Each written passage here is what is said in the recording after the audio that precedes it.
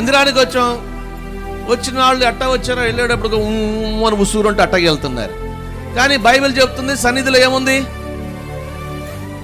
మందిరానికి వచ్చాను, నా దుఃఖం పోలేదు, నా కష్టం పోలేదు, నా కన్నీళ్లు పోలేదు అని కొంతమంది ఇలాగ ఉసూరంటూ ఆలోచన చేస్తూ ఉంటారు.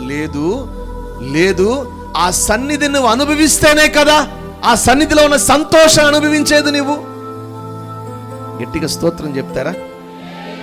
కాస్త బిగ్గరగా.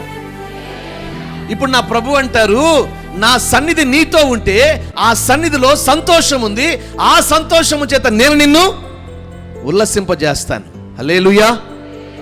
నాతో ఎవరు లేరు, నేను అరణ్యములో ఉన్నాను, కొండల్లో ఉన్నాను, నాన్న ఇంటి దగ్గర ఉన్నాడు, అన్నలు ఇంటి దగ్గర ఉన్నారు, రాజు తరుముతున్నాడు, నేను ఎట్టా బ్రతకాలి, నేను ఎలా జీవించాలి అనుకోలేదండి.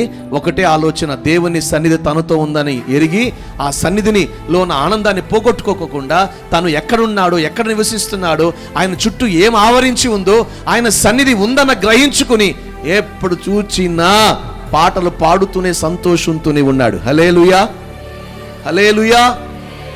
ఇప్పుడు ఒక్క మాట, దేవుని సన్నిధి మిమ్మల్ని ఆవరించి ఉంటే మీరు ఎలాగుంటారు? మరి ఉన్నారా? మరి